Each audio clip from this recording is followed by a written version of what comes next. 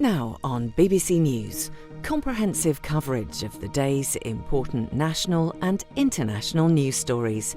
Newsnight.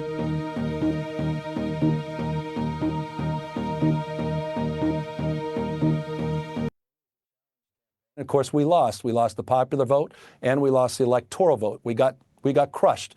And we need to be humble about that, and we need to have some grace, and we need to understand why. Was it because of the incumbency penalty? Was it because of inflation? Was it because of interest rates? Was it because of immigration? Was it because we were too, quote unquote, woke? Was it because of issues with Israel? Was it all of the above? Democrats were too woke and can learn from conservative rivals to beat Donald Trump. Party grandee Gavin Newsom is our guest. Will he run for the White House? And a new British politics is born again. Do the bombshell results mean we're never going back?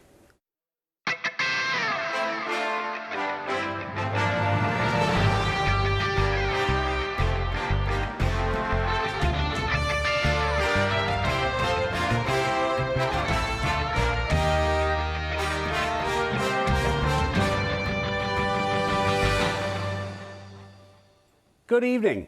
This is Newsnight from in there, Broadcasting House, live around the globe with the top takes and guests. Hello. Our panel tonight, polling prince Luke Trill, Labour peer Baroness Shami Chakrabarti, and peerless Newsnight political editor Nick Watt. Just ahead, the death's been announced of two-party politics in the UK again. First, to the US, where one of the most senior Democrats has conceded the party lost the White House in part by being too woke. California Governor Gavin Newsom, who may well run for president, has launched a lawsuit against Donald Trump's tariffs. I spoke to him tonight in the UK exclusive interview to ask whether Congress is failing to apply checks and balances on presidential power. System of checks and balances, rule of law, popular sovereignty, the principles of our founding fathers, you're absolutely right, have been completely disrupted in this new Congress. The Speaker of the House of Representatives nowhere to be found as it relates to oversight across the spectrum of issues, but notably on the issue of tariffs. And the President of the United States simply does not have the legal authority under the Emergency Economic Powers Act to impose tariffs, period, full stop. And that's why we're the first state in our union to file this lawsuit, and it's been followed by 12 other states. We're 14% of the U.S. economy, so the success of this country is in many respects determined by the success of this state. So it's a profound and consequential moment. Be candid about the failures of the Democrat Party. How much did your chaotic campaign help create the 47th president? Well, we're doing a forensic on that, and I think that's a deeper question of what happened. But it's a good question, isn't it? Because you ran a candidate in Joe Biden, who I think you were having to go into the spin room on in the debate where he couldn't speak. Yeah. Well, that was a challenging night for all of us, particularly, as you rightfully say, as one of his chief spokespersons at the time, trying to make a case at that moment. And look, I was making a case for what the Biden administration did to strengthen our allies around the world and what I thought was a masterclass in domestic policy making. But obviously, we landed with a 107-day campaign with Kamala Harris. I thought she ran a very good campaign. It was a challenged campaign. Of course, we lost. We lost the popular vote and we lost the electoral vote. We got crushed, and we need to be humble about that, and we need to have some grace, and we need to understand why. Was it because of the incumbency penalty? Was it because of inflation? Was it because of interest rates? Was it because of immigration? Was it because we were too, quote unquote, woke? Was it because of issues with Israel? Was it all of the above? I think we are going through that forensic. We need to understand at the same time, we also have to push back against the whitewaters and headwinds of the Trump administration. But I mean, you're leaving something very important off the list, Governor. You also ran a candidate who could not reliably talk, walk or ride a bicycle. Take me into Gavin Newsom's soul when you had to tell reporters from around the world why the United States president could not complete a sentence. Well, it was obviously we were challenged as it relates to that debate. But if you're asking about my soul, which I appreciate, You're asking about my direct engagement in interactions with former President Joe Biden, who was not our nominee, but as it relates to his campaign and what those decisions look like, as it relates to his determination whether or not to continue that campaign or end it as he did. I never had, period, full stop. I would be lying to you, and I won't lie to you, as it relates to the direct engagement I had with Joe Biden that ever suggested a cognitive decline to the degree that we saw at that debate night. And so that was a challenging moment. And of course, over the course of the next few weeks, that moment became a monumental decision where he decided to pass that baton, and Kamala Harris, as vice president, became our nominee. Just be candid with the Brits. The Democrats messed it up. Well, we lost, and we didn't make the case, and we didn't meet people where they are. And people right now do not have confidence in the Democratic Party. I love my party, and we have to own that. And even with the Democratic Party, Democrats aren't feeling that strong about our party. Now, that's beginning to change. Trump is the obstacle in the way. He's also the obstacle which we will find our way back. That said, we have to own up to the fact that some people, fundamentally, the majority of people that turned out and voted, did not feel we had their interest at heart. And so we have a lot of work to do to re-engage those folks and to get our party back on track. Let's look to the future. There's a great talk of a swap, Governor, where Kamala Harris runs for the governor's mansion in California and Governor Newsom runs for the White House in 2028. Will you give us that scoop tonight? I appreciate it. I don't know about the framework of a swap. That's major determination of the people that I represent currently in the state of California. I don't know the state of mind of the former vice president. She's a close friend and an ally. I was just with her husband, full disclosure, 72 hours ago. He didn't lead me on to any understanding or insight as to what decision she's going to make. She just gave a speech that got some attention a few days ago in San Francisco, but didn't leave many clues about whatever decision she's going to make. But I am termed out, and I have another 18 months, and we'll see where fate takes us. Could fate take you to the White House? Would you run? Well, I was at the White House with President Trump for 90 minutes as governor. I can be there wearing many different hats. I don't know is the answer. I care deeply about my state. I don't want to be one of those politicians bloviating and trying to equivocate on this. I honestly just don't know what fate will hold. Let me turn to your record, because that would be important if you did run. Your critics characterize California as Califalia. You particularly in the firing line over your record on fighting fires when reservoirs were under repair and trying to tackle homelessness with soar-away figures in the wrong direction. Just as a man who's given a mansion by voters, the governor's mansion, does it keep you awake at night to walk past soulless zombie Americans on fentanyl propping up your pavements?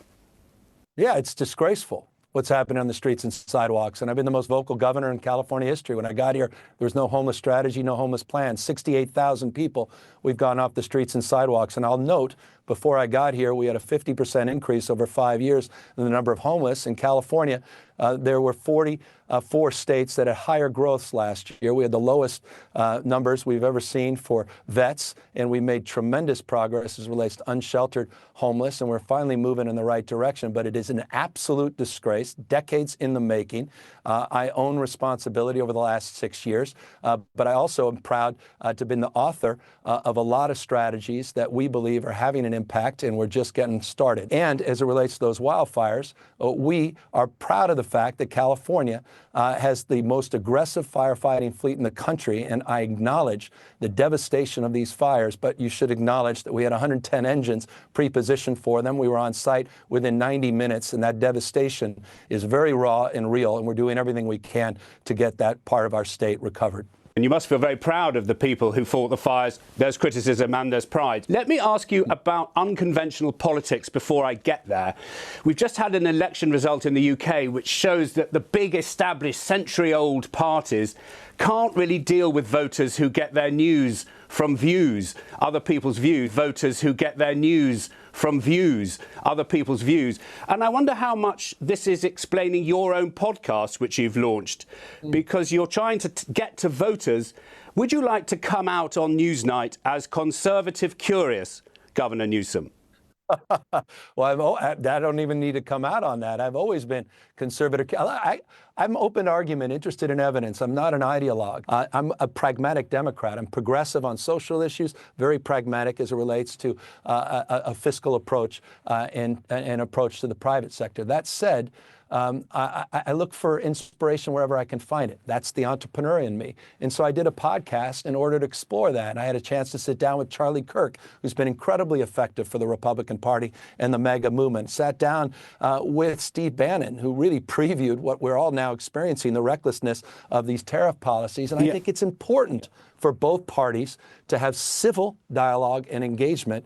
And that's the approach I'm taking with the podcast. The polarization is terrifying, but it's just that Steve Bannon, bantering with Bannon, he's a guy who says the election was stolen, the J6 people. So, I mean, it's all very well, but facts are still virginal, are they not? But let me just ask you... Yes, of course they are. Yeah, well, he's got the wrong fact, hasn't he? He thinks the election was stolen. Well, he's got the wrong facts. He stipulated in our conversation that we have fundamental disagreements in that respect. But look, I also think it's important to illuminate, both parties need to illuminate those major players on the other side. And we're running in these silos, and I don't think it's healthy for democracies around the globe. So I think it's important. We're not platforming folks. We're engaging folks. And I just think it's important around the world that we do this in a civil way. And it's all the more important because of the shocking violence that's entered your system, your political system. Josh Shapiro, the governor of Pennsylvania, had his house torched. Your friend, the Pelosi family, were attacked in their own home. President Trump, your political rival as a candidate, was shot. I asked you earlier about homelessness keeping you awake. Are you keeping awake at democracy and security of politicians in the United States of America?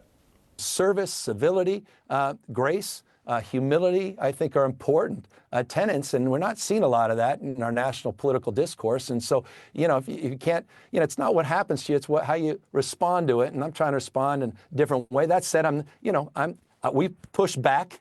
I represent, again, a state larger than 21 state populations combined, which is the most un-Trump state. I filed 16 lawsuits against the Trump administration. But at the same time, I'm married in a big Republican family. I have deep respect for people I disagree with. I love them, in fact. And so that's my approach, and I think we can all do better in that light, because this violence is disgraceful. Yeah, I mean, because there are things written about you which I'm not going to read out. And I wonder, do you worry at your own security? You have no idea what you know and what I live. Trust me, it's serious stuff. I'll just leave it at that, and we take it very, very seriously. Well, I mean, I just respond by saying I'm sorry for you and your family. I can't imagine, and I think we can all say, as people who want a civil society, that we're sorry, but you have feared for your life, is what you're telling me. Yeah, look, I'm blessed because I have a lot of folks that have my back, but there are a lot of folks out there that don't have that level of support, and I'm not naive about that as well. Look, divorce is not an option. On security, two Californians by the name of Harry and Meghan are in the news today because Prince Harry wanted a better security deal, in his eyes, from the UK. Do you think our country has handled this member of the royal family well? Well, I'm a little biased. I don't know. And I mean that. I quite literally haven't paid enough attention to how your country has handled it. I will say this. They're proud residents. And I'm proud they're residents of California. And I've gotten to know them. And you talk about those wildfires. I just want you to know, without any fanfare, one of the first volunteers that I saw within hours of the fires was Prince Harry and his wife. And that was a point of pride. They didn't need to be there. And it's not the first time. I've had dozen experiences. And by the way, I'm not exaggerating. 10, 11 experiences similar where the Prince and Meghan have shown up. They were showing up for first responders, of which they have a unique connection, and I see that in terms of the rapport. And they were also showing up for the community without being asked. They were there handing out materials and supplies, asking if they can get involved in the food banks and distribution of emergency supplies. I saw that in floods down in Santa Barbara. I saw that in other fires that got less attention in the past. I've had the Prince reach out to me on other causes asking, how can I get involved in a way that doesn't generate all the attention? And that, to me, is a character test. That's my direct interaction. At the beginning of the time you've kindly given us, you did say that maybe the Dems were too woke. In what way? What did you mean when you told me that at the beginning? There were a lot of theories, including the issues around social policy and DEI and CRT, a lot of three-letter words that were weaponized by the right with respect, and the issues, obviously, of gender, issues related to trans sports and surgeries that were highlighted in the campaign. And so I think we just, in order to have a real understanding, an honest understanding of what happened, and by the way, which is critical to the Democratic Party, we can't deny what happened. At peril, we don't understand it moving forward. We can't win the next election until we understand why we lost the last election. I think that's one of the things we have to consider. I don't like the way people talk down to people, the trans community. That said, I have a difference of opinion that's gotten some attention here in the U.S. with my party as it relates to trans sports. But you can say that with humility and grace to members of the trans community and still have their back. And that's the kind of balance I hope we can find in our party going forward. Many people who are fans of your country love the optimism, the high blue skies, and we've portrayed a horrible, polarized mess in your politics. But are you still going to take me to the shining city on the hill, the people, the places, the pride of Californians? Are you still going to take me there, Governor Newsom? Come on, I live in, in Ronald Reagan's old office, the coast of dreams. There's the American dream, and there's only one other state that attaches itself to the dream, and that's the California dream. And look, in the spirit of Churchill, the spirit of Justice Brandeis, in a democracy, the most important office, not president, it's not governor, the most important office is office of citizen. And so alive and well, citizenship is alive and well in the United States of America, and you're seeing that. Donald Trump has woken the immune system. We went through a little resignation after his election, and now people are rising again. I think that's healthy on both sides of the political aisle. Never count this democracy out. Governor Newsom, thank you. Thank you. Nick, what do you make of that, Nick? He's running. He mentioned Ronald Reagan, who, of course, was the last governor of California to become president of the United States. You can always tell when a politician's thinking like this because you say to them, do you want to run for the White House? And then they have the little formula. Well, I was seeing Donald Trump there the other day. No, we're not asking you whether you're going on holiday there. It's do you want the job in the White House? Although he did then say, I don't know. So that was a pretty honest answer. He would clearly be a very serious candidate. He'd be serious because he clearly acknowledges the seriousness of the Democratic loss in November, and also very keen to say, I'm not ideological, talking about I was married into the Republican family. His first wife, Kimberly Guilfoyle, a big Trump supporter. She's currently the nominee to be Donald Trump, the US ambassador to Greece. The key thing you can tell from Gavin Newsom, he's not in what I call the 1.5% category. That's the category you say, yes, Donald Trump won the popular vote. Yes, he won the Electoral College, but it was only 1.5% difference. He's saying, big challenges. And Shami, go woke, go broke. It's a worrying thing if that's what the voters are telling you from the left.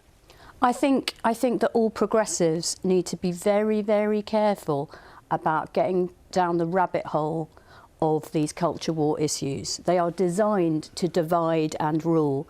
And really, if you are a progressive anywhere in the world, you need to be uniting people around bread and butter issues like putting food on the table, cutting those fuel bills, giving them, the shining dream on the hill or whatever it was that you described. It was a long question. No, but the point is, if you're a progressive, if you're in the British Labour Party or if you're an American Democrat, you need to be selling a vision, an optimistic vision about what the future looks like. But not selling too much stuff about gender, transport, acronyms. He's saying that could have taken them into the reeds. Do you think that's a man who's embracing conservatism from the left who could beat Trump? Well, look, who knows? I'm asking you what you think. I think he's obviously a very effective communicator. He's got a nice manner. He does the self-deprecation and all of that.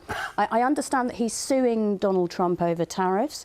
I'm a litigator. I'm an activist lawyer. But I think that politicians need to be a little bit careful about doing this suit and countersuit thing because that can backfire. He's suing his own federal government. That can backfire. Let's come home to the moonshot moment for reform. The party's gone from protest to controlling several councils to mayoralties and has added a female MP to their ban. to their band of brothers in Parliament. Conservatives lost all 18 councils they were defending. Liberal Democrats won control of 3 authorities, taking seats off the Tories. What's just happened and what's going to happen next? Luke, what are the Trill takeaways? Well, look, I think it would be tempting sometimes to dismiss a local election result, to say, well, this is just what happens, midterm, you can't read that much into it. I think that would be a mistake. And I spent the week before the local elections travelling around the country, talking to people in focus groups. And I think what happened on Thursday is that a dam of disillusionment broke over British politics and has remade the political landscape. If you look at Reform UK, we knew that they were going to have a good night, but the gains exceeded pretty much all of our expectations. We knew the Tories were going to have a bad night, but it was even worse than we anticipated. For Labour, going backwards from quite a low base in this set of elections and losing that Runcorn by-election shows Reform is on their turf. And the Liberal Democrats making gains from the Tories in the south. So the Tories trapped in this pincer movement. And so British politics is fragmenting left, right, centre, and Reform UK, the big beneficiaries. What is the gossip, Nick, from political people? Well, why don't we look at the traditional 2 parties? So the Conservative Party, who, let us not forget, in John Curtis's projected national share, that is, had yesterday been a national election, the Conservatives would have come in 4th place with 15%, which is half of the vote that Reform would be projected to get. So what are the Conservatives thinking? Well, interesting, on the One Nation wing of the Conservative Party, that's on the centre-left, they are being supportive of Kemi Badenoch. One said to me, even the Archangel Gabriel could not have done any better than Kemi Badenoch. On the sort of the Brexit side of the party, who might be rather keener on moving towards Reform, what have I been hearing from my sources today? Absolute silence. Normally they might be on the phone saying this is awful. Complete silence. I always find silence is quite an ominous thing for party leaders. For the Labour Party, what I would say the mood is, it is not mutinous, but it is very despondent. One senior figure said to me, people are worried. They can see the numbers and know that if we don't turn this round, they'll be real trouble. And one of them said to me, who on earth thought it was a good idea to send Keir Starmer out to say, what we're going to do is go further and faster, as this person said, further on, faster on the stuff that caused people not to vote for us? That slogan was a mistake. I understand where it was coming from. It was coming from this idea that we promise change, and that means that people need to feel that their lives are improving, and that needs to happen more quickly. But the further, faster slogan, the tone of it is wrong, and it doesn't sit with listening and possibly changing a few things and responding to people's anger and concern. So you agree with Diane Abbott, who posted, the Labour leadership say the party will go further and faster in the same direction. They don't seem to realise it's our current direction that's the problem. Well, I mean, Diane has a lot more political legitimacy being a veteran MP and I've never been elected in my life. But I do think that Keir Starmer said at one point, he said, I get it. And then the next minute he said further, faster. I think that turn of phrase is a mistake. But the thing is, if you look at some of Labour's policies that they've announced since they've got in, so things like employment rights, renters' rights, action on sewage, minimum wage, they're very popular, but they've been drowned out by this series of deeply unpopular policies. Yeah. And the totemic one there is the winter fuel allowance. At every focus group we do, someone says, why have they taken that away from pensioners? I think I have to agree with Luke here. So you can agree quite willingly with him. Well, I do agree. Listen, I do agree on this. In some respects, I think we need to listen and maybe change direction. For example, I'm really concerned about disability benefit cuts. Okay. But generally speaking, we have got to communicate better. Whether that's a difficult story or vision you've got to sell, or whether it's the sunny uplands, I'm not hearing any of it at the moment. All right, well, I'm interested in the nutcracker theory. The 2 big parties have been hammered from both sides. Do we believe that 2-party politics is over? I could be reading books on this going back to the 90s saying it would happen. Well, I mean, if you look at these results, two-party politics is over, and this started back at the general. Is it over? Well, it started back at the general election. You know, Labour won that big landslide on around a third of the vote. Tories on 24% of the. And I think you've got an electorate which is saying, look, we've tried the Tories for 14 years. That didn't work. We're not happy with what we've seen from Labour so far. So now, and I've heard this phrase time again from the public.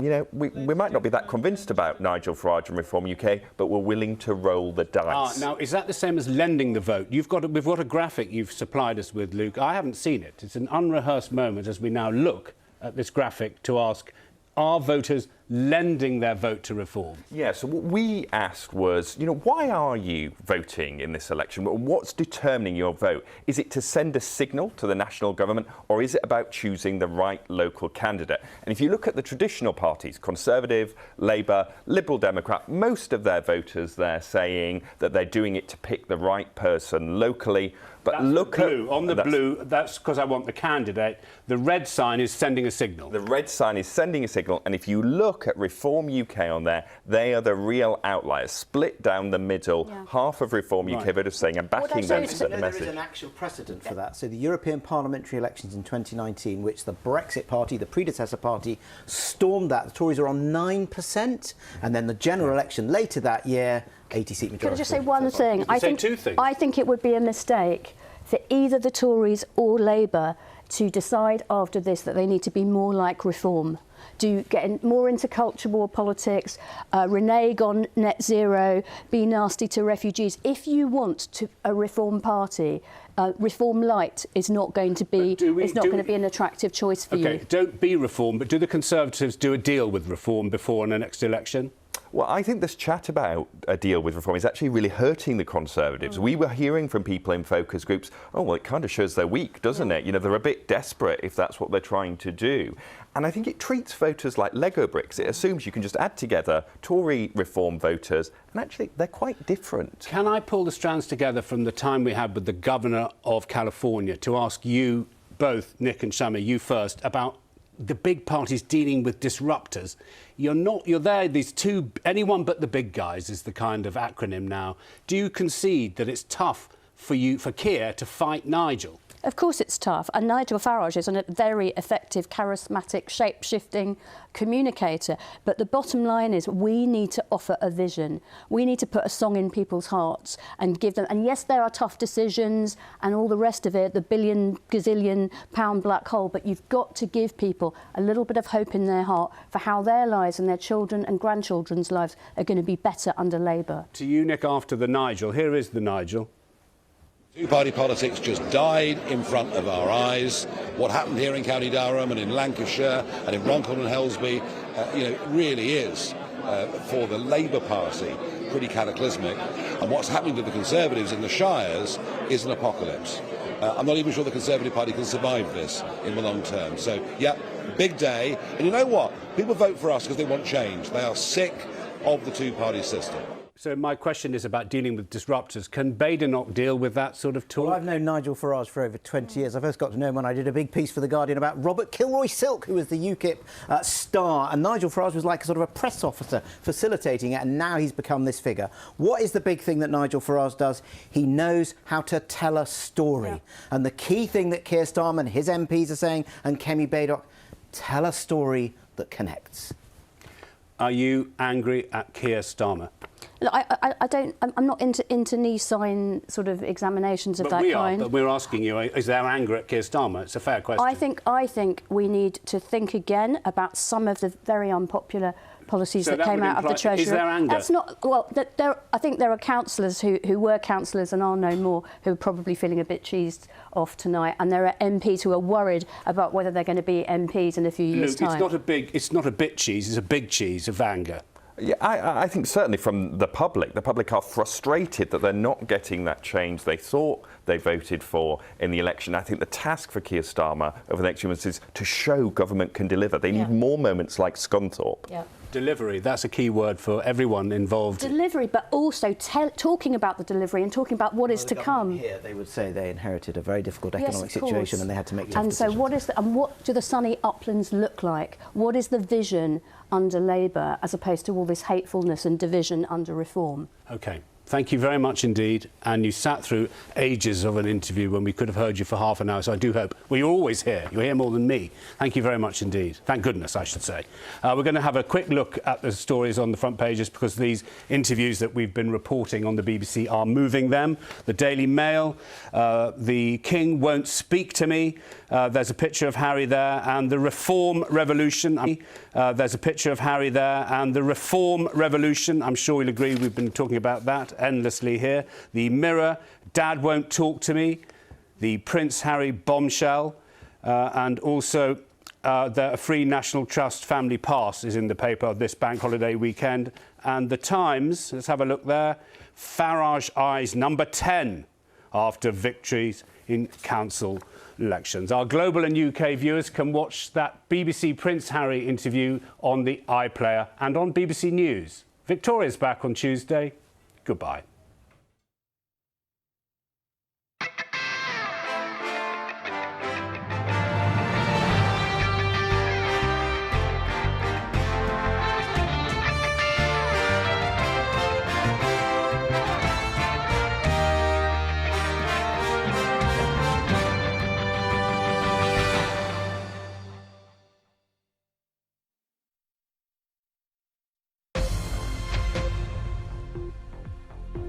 I'm Katrina Perry in Washington, and this is BBC World News America.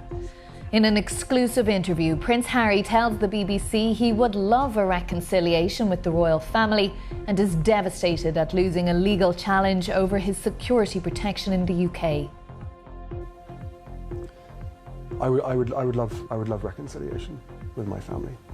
There's no point in continuing to fight anymore. As I said, life is precious. I don't know how much longer my father has. Aid agencies say mass starvation in Gaza could be imminent as a blockade of aid by Israel continues for a second month.